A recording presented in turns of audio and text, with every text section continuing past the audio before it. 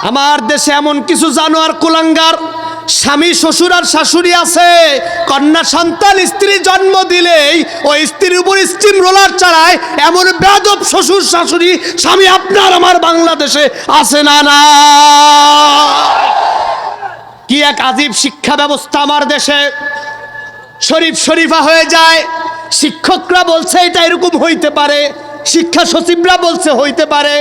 এরকম পরিস্থিতিতে যদি শরীফ শরীফা হইয়া সত্যি মহিলা হোস্টেলে ঢোকে আর যেই কাজ হয় ওই কাজের প্রোটেকশনের মাধ্যমে সন্তান জন্ম হয়, ওই সন্তান সাধারণ সন্তান হবে না, ওই সন্তান হবে জারো সন্তান। বাদশা বালকাম বলতেছে আসো আগে একটু সালাত আদায় করি, মায়া মোহাব্বত করি। একটু জোরে বলেন সুবহানাল্লাহ।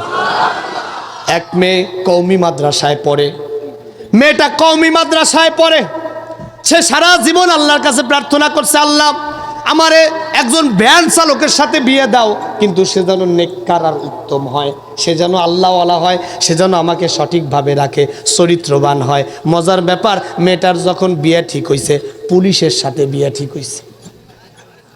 কার সাথে? কথা বলে না, কার সাথে? এতদিন দোয়া করছে কি যে আল্লাহ আমারে নেককার একজন দাও, আর এমন নেককার দিছে পুলিশের সাথে ভাই বিয়ে হয়েছে। কিসের সাথে বলেন না, কিসের সাথে? এখন বেচারা আল্লাহর কাছে দোয়া করতেছে, আল্লাহ এতদিন চাইলাম কি দিলা কি? বাসর রাত্রে উপায় নাই, যেহেতু পরিবার ঠিক করেছে বিয়া, পুলিশের সাথে বাসর রাত। পুলিশ দেখেই সালাম দিছে, আসসালামু আলাইকুম। উনিও বলতেছে ওয়ালাইকুম আসসালাম। শোনেন, বাসর করার আগে আমরা একটু তাহাজ্জুদের নামাজ পড়ে নেই। কয় হ্যাঁ রাজি আছি। কয় আপনি ইমামতি করেন? আরে না, আপনি হুজুর আপনি করেন। মাইয়ারে দিয়ে দিছে সামনে, আপনি ইমামতি করেন, কারণ সে তো কিছু জানে না, সে কিছু বলেন না, সে কিছু। মেয়েও সুযোগ পেয়েছে, বলছে না যেহেতু শরিয়াতে মেয়েদের ইমামতি করা জায়েজ নাই, আপনি 2 রাকাত পড়েন, আমিও 2 রাকাত পড়ি। 2 রাকাত নামাজ শেষ করে এবার দুজনে হাত তুলেছে। হাত তোলার আগে ছেলে মানে পুলিশ মেয়েকে বলতেছে তুমি করো মোনাজাত। ও কয় না তুমি করো। ঠেলাঠেলির পরে মাইয়ারে রাজি করাইছে, মাইয়া এখন মোনাজাত করতেছে। প্রথমেই মাইয়া মোনাজাত ধরে কয়, আল্লাহ তোমার কাছে চাইছিলাম নামাজি উত্তম আর শ্রেষ্ঠ একটা ছেলে, তা বাদ দিয়া তুমি ঘুষখোর পুলিশ দিয়েছো। আমার কোনো আপত্তি নাই, আমার কোনো অসুবিধা নাই, শুধু এইটুকু দোয়া করি আজকের পর থেকে যেন উনি ঘুষ না খায়। এখন বেচারা উপায় না পাইয়া বউ মোনাজাত ধরছে, এখন আমিন না খাইলে তো ফিটার বাড়ি খাবে। এখন বেচারায় দুঃখে কয় আমিন। জোরে বলেন না সুবহানাল্লাহ। বাদশা বালকাম ডেকে বলতেছেন এবার মোনাজাত হক। দুজনের দোয়া হয়েছে, একে একে একদিন নয় 1 বছর সংসার করেছে। আল্লাহর সিদ্ধান্ত হয়েছে সুরাবিলের পেট জোরে একটা ছেলে সন্তান পৃথিবীতে আসছে। বাদশা বালকাম ছেলে সন্তানটা দেখে আনন্দে আত্মহারা হয়ে গেছে। সংসার জীবন সুন্দর মতো চলছে। 2 বছর চলে যাবার পর বাদশা বালকাম একদিন সুরাবিল বাদশা বালকামকে ডাক দিয়ে বলছে, বাদশা বালকাম শোনেন, আপনি তো 2 বছর সংসারের জীবনে এখন পর্যন্ত আমারে ঘুরতে নিয়ে গেলেন না, এখন একটু ঘুরতে নিয়ে যান। বউকে মাঝে মধ্যে ঘুরতে নিয়ে যাওয়া এটা আমার রাসূলের সুন্নত। একটু জোরে বলেন সুবহানাল্লাহ। আপনি আপনার সাথে মিলান, আমি সময় নষ্ট করব না, খুব অল্প সময় কথা শেষ করে আপনাদের মূল আরেকটা কাজ আছে আমি শেষ করব। বাদশা বালকাম তাকে নিয়ে ঘুরতে গিয়েছে, এতদিন পর্যন্ত সুরাবিলের আসল চরিত্র দেখে নাই।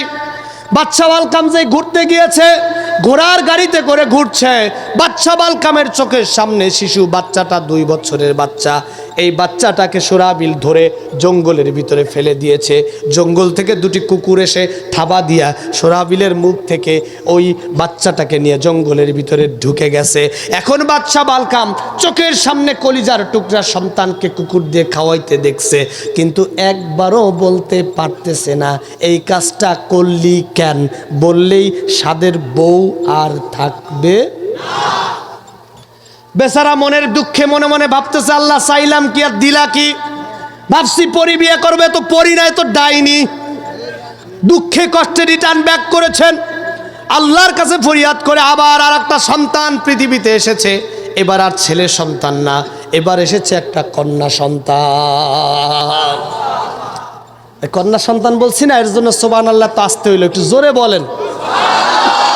আমার দেশে এমন কিছু জানোয়ার কুলাঙ্গার স্বামী শ্বশুর আর শাশুড়ি আছে, কন্যা সন্তান স্ত্রী জন্ম দিলেই ওই স্ত্রীর উপর স্টিম রোলার চালায় এমন বেয়াদব শ্বশুর শাশুড়ি স্বামী আপনার আমার বাংলাদেশে আছে না? না,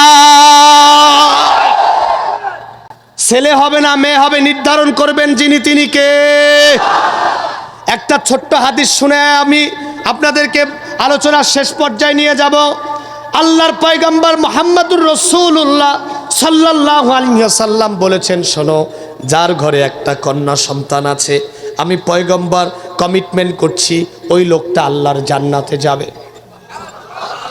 যার ঘরে দুইটা কন্যা সন্তান আছে আমি পয়গম্বর কমিটমেন্ট করছি ওই লোকটাও জান্নাতে যাবে। যার ঘরে তিনটা কন্যা সন্তান আছে আমি পয়গম্বর কথা দিচ্ছি সে আমার সাথে জান্নাতে যাবে। এরপরেও কন্যা সন্তানের ব্যাপারে যারা জুলুম করবেন এরা মানুষ না, এরা হলো জানোয়ার। এরা কি বলেন? তাই কন্যা সন্তান জন্ম নিয়েছে, ওই যে বাচ্চা বালকাম আগে থেকেই তো হুশ, নেড়া একবার যদি বেলতলায় যায় আর আল্লাহর রহমতে বেলটা যদি নেড়ার মাথার উপরে পড়ে, নেড়া আর কোনোদিন বেলতলায়। বাচ্চা বালকাম অবাক আর বিস্ময় চোখে ওই যে আগে একবার নিজের ছেলেটাকে হত্যা করেছে ওই মাইন্ড থেকে তিনি মানসিকভাবে কন্যা সন্তানটাকে অবজার্ভ করছেন, দেখছেন। এমন মুহূর্তে হঠাৎ করে মানসিক আর আত্মিক চিন্তা থেকে বাচ্চা বালকাম রাতের বেলা ঘুমায় আছে, তখন রাত্রে হঠাৎ ঘুম ভেঙেছে, তাকায় দেখে কন্যা সন্তানটাকে সুরাবিল একটা পাশে নিয়ে একটা মেসের কাঠিতে আগুন ধরাইয়া ওই কন্যা সন্তানটা আগুন দিয়ে জ্বালায় দিচ্ছে। বাচ্চা বালকামের চোখ দিয়ে পানি পড়ছে কিন্তু বলতে পারছে না এই কাজটা করলি কেন। বলার আগে থেকেই আগুন দিয়ে পুরাইয়া ছাই বানাইয়া চোখের সামনে ফেলে দিয়েছে জানালা দিয়ে। বাচ্চা বালকাম দরদর করে পানি ফেলছে আর আবেগ আর অকৃষ্ট বলছে, আর কোনো দিন এরে আমার সন্তান জন্ম দিব না, কারণ এই ডাইনি সন্তান রাখার উপযোগী না, বিয়ে আর একটা করবো। বিয়ে বলেন না, বিয়ে। বাচ্চা বালকাম এবার আর একটা বিবাহের চিন্তা করেছেন। হঠাৎ করে শুনতে পাচ্ছেন বাচ্চা বালকাম এবার আরেকটা বিবাহের প্রস্তুতি নেবে। ঠিক সেই মুহূর্তে আপনার খবর আসলো পাশের দেশ থেকে বাচ্চা বালকামের দেশকে আক্রমণ করা হবে। আপনারা কি রাগ করতেছেন? কষ্ট পাচ্ছেন? বাচ্চা বালকামকে আক্রমণ করা হবে। বাচ্চা বালকাম সৈন্যবহর নিয়ে রওনা হয়েছে।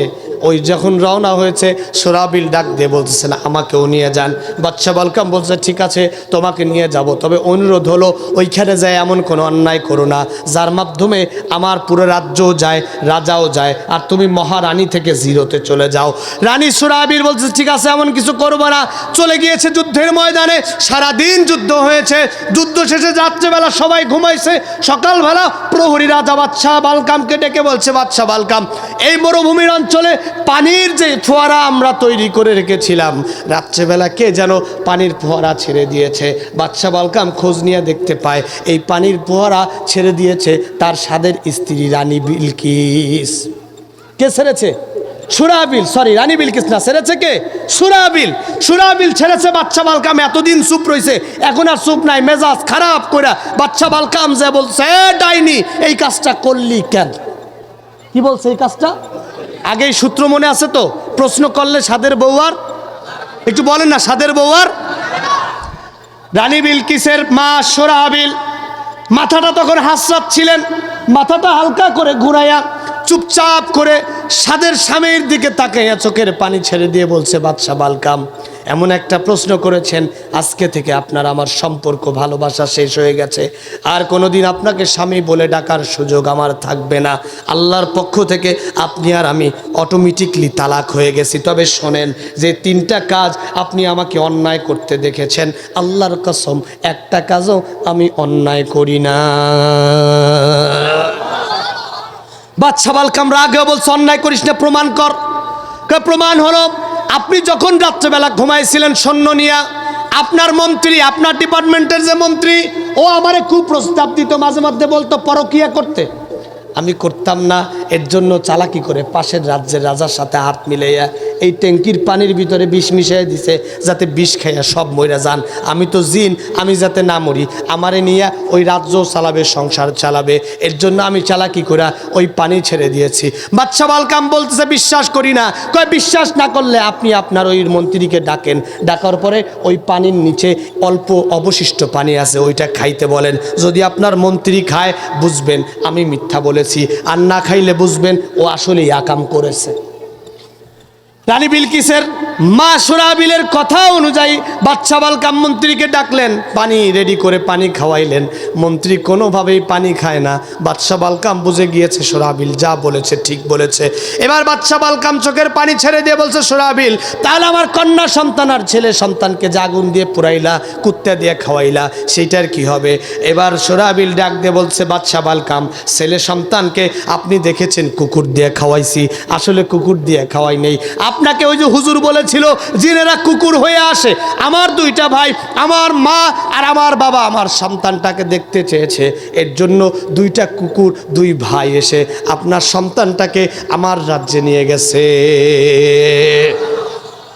এবার বলছে তাহলে আমার কন্যার সন্তান কোথায়, তাকেও তো পুরাইলা। সুরাবিল ডাকতে বলছে, শুনেন অপেক্ষা করেন, আপনার কন্যা সন্তান আমার কাছে আছে, ওকে অদৃশ্য করে আপনার ঘরের চারপাশে আমি ঘুরাইছি, আপনি টেনশন করেন না। ডান দিকে তাকায় দেখেন। বাদশা বালকাম ডান দিয়ে তাকায় দেখে সুরাবিলের মতো হুবহু চেহারার একটা কন্যা সন্তান, তার পাশে 4 বছর বয়সী একটি সুন্দর সন্তান পাশে দাঁড়ায় আছে। ইতিহাস তাফসীরকারগণ যারা ইতিহাস লিখেছে, মুফাসসিরকারগণরা বলছেন এই যে সন্তান, এই সন্তানটা হলো কোরআনের ইন্নী ওয়াজাদতুম রাআতান তামলিকুহুম ওয়া উতিয়াত মিন কুল্লি শাইইন ওয়া লাহা আরশুন আযীম। এই সন্তানটা হলো ওই সন্তান যাকে মুফাসসিররা রানী বিলকিস বলে ঘোষণা দিয়েছে।